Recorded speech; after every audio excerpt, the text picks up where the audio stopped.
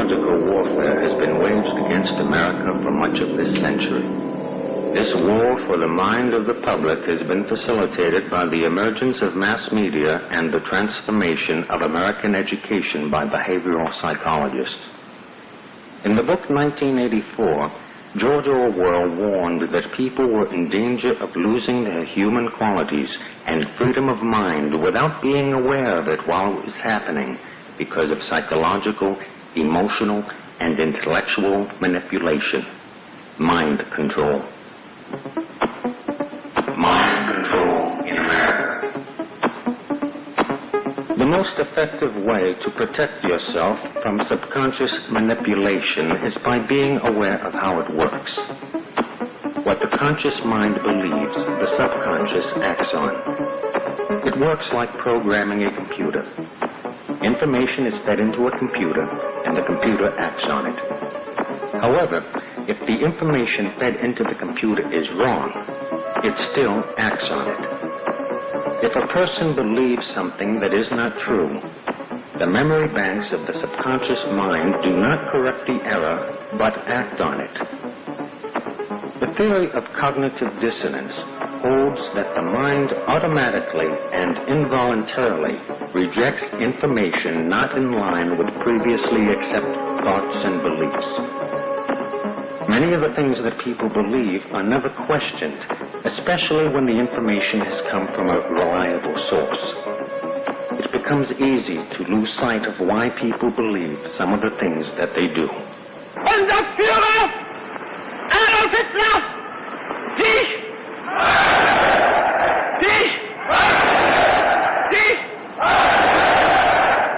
People can be led to believe something that is not true when that information is carefully timed and presented by an accepted and respected authority.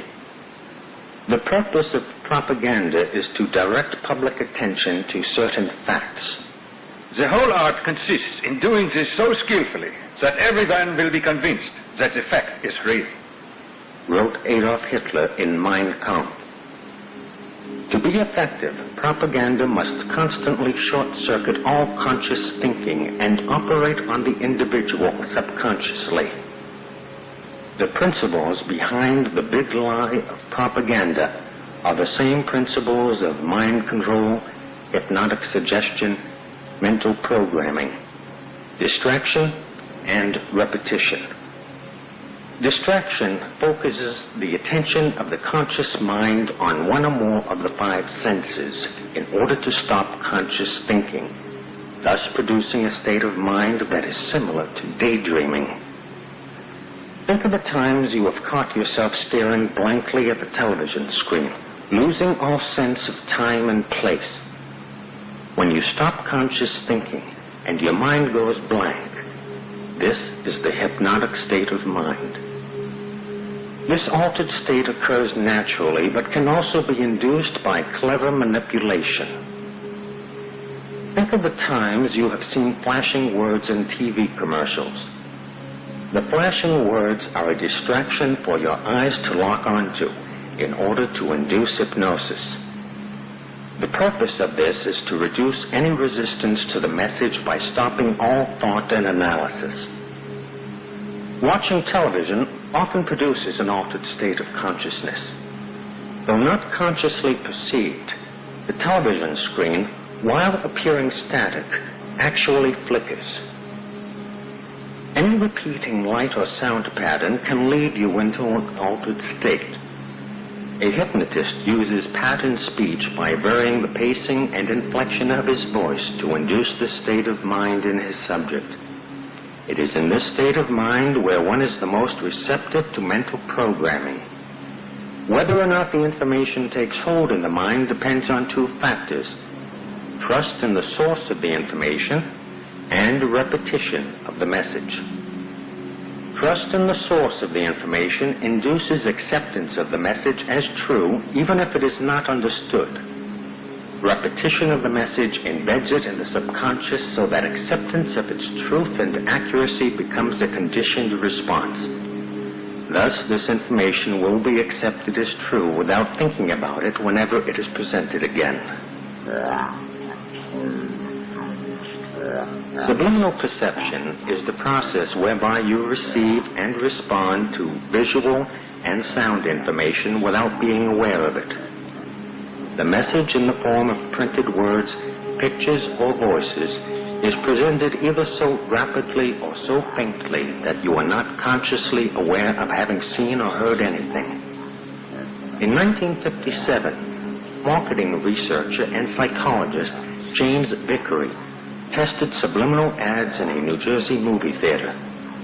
The messages, hungry, eat popcorn, and drink Coca-Cola, were flashed on the screen at 1/3000th of a second every 5 seconds during the movie.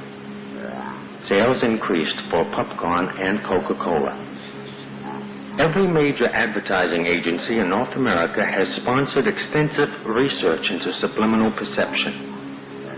Vance Packard's 1957 book, The Hidden Persuaders, revealed that American industry was researching the use of subliminal messages to motivate people to buy their products.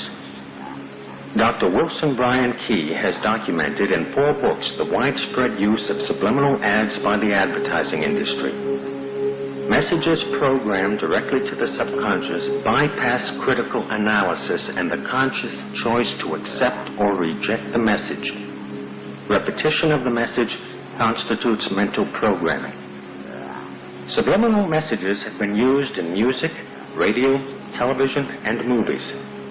In November 1957, TV station WTWO in Bangor, Maine, experimented with projecting a subliminal message on television. In 1958, radio station KOL in Seattle broadcast subliminal messages under the music played by its disc jockeys. How about a cup of coffee? Was one, and another was, someone's at the door. The movie The Exorcist used both subliminal sounds and pictures. A full-screen death mask of Father Karras was flashed on the screen at 1/48th of a second a number of times during the movie. The consciously unnoticed word pig appeared many times throughout the movie. The terrified squealing of pigs being slaughtered and the buzzing sound of angry bees was mixed into the soundtrack. Laboratory experiments show that people will react to certain words, pictures, and sounds with quickened pulse, faster breathing, sweating palms, and other indications of heightened emotions. People actually fainted in response to this movie. Many became nauseous, and many had nightmares. William Peter Blatty, the author of the novel and producer of the movie, was a CIA operative who served as the policy branch chief of the Psychological Warfare Division of the United States Air Force. Ladies and gentlemen, I have a grave announcement to make. Incredible as it may seem, both the observations of science and the evidence of our eyes lead to the inescapable assumption that those strange beings who landed in the Jersey farmlands tonight are the vanguard of an invading army from the planet Mars. On October 30th, 1938, thousands of people fled from a crisis that had no existence except in their imaginations. A radio broadcast of a dramatization of H.G. Wells's War of the Worlds led thousands of listeners to believe that the planet Earth had been invaded by Martians. The 1983 TV movie Special Bulletin about terrorists exploding an atomic bomb in Charleston, South Carolina, prompted numerous calls to stations across America from people who wanted to know if it was real. In both instances, despite disclaimers, people thought they were listening to an authentic newscast. Think for a moment about the way newscasters speak, and you will realize that they all talk the same way, regardless of their ethnic background. Whether they be black, white, Hispanic, or Oriental, with few exceptions, they all sound alike. The patterned speech of a newscaster is similar to that of a hypnotist. The eye contact made with the viewer is also used by the hypnotist. Emotions can be stirred, attitudes and states of mind revealed by nuances of tone and variation in vocal quality.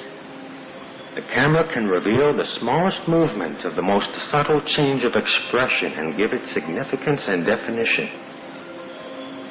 With the selective use of camera angles and judicious cutting, It is simple to distort the meaning of what someone says, not only by cutting out statements, but by cutting in a reaction shot or by adding laughter or applause. A picture may be worth 1,000 words, but it can also deceive one into believing something that is not true. The practice of staging events and employing impersonators of political figures was often used by the early newsreel companies. The capacity to lie with a picture and be undetected has been greatly enhanced by modern computer technology. Is it possible that all verbal and nonverbal communication has been identified, defined, and reduced to a code that can be manipulated? Is it possible to program an entire population to respond to certain words, images, vocal qualities, body movements, gestures, and expressions? The result of such programming would be a population that is highly suggestible, a population that can be manipulated with precision.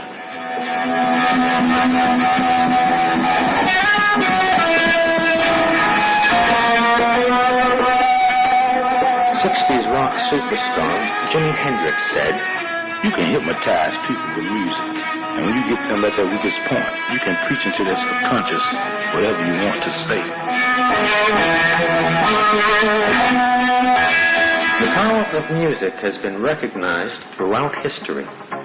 Plato and Aristotle believed that people could be controlled by music. Music affects the emotions, the mind, and the body. Sound causes changes in body chemistry, blood pressure, breathing, and digestion. Fast music will speed up the nervous system, while slow music will slow it down. The entire body is sensitive to sound. Low tones will vibrate in the lower parts of the body, and high tones will vibrate in the higher portions and on into the head. Even sounds that cannot be heard affect you. Low-frequency infrasonic sounds affect the internal organs and can cause headaches, nausea, dizziness, and fatigue.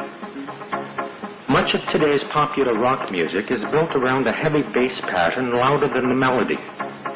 These loud, low-frequency vibrations and the driving beat of most rock music affect the pituitary gland.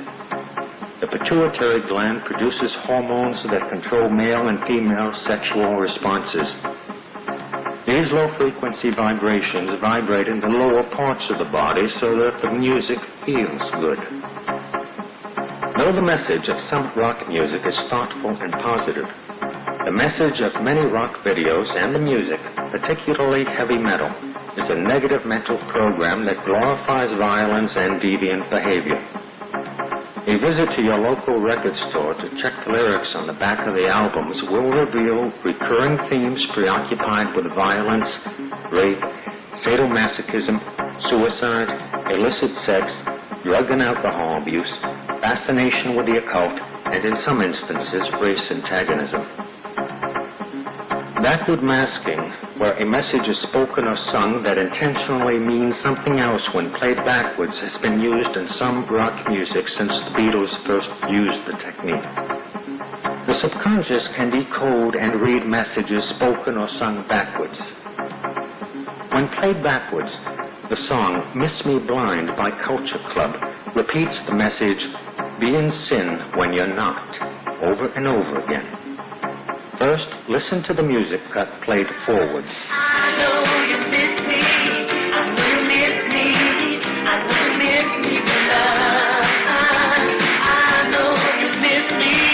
I know you miss me. I know you miss me, love. Played backwards, the message is, "Be in sin when you're not."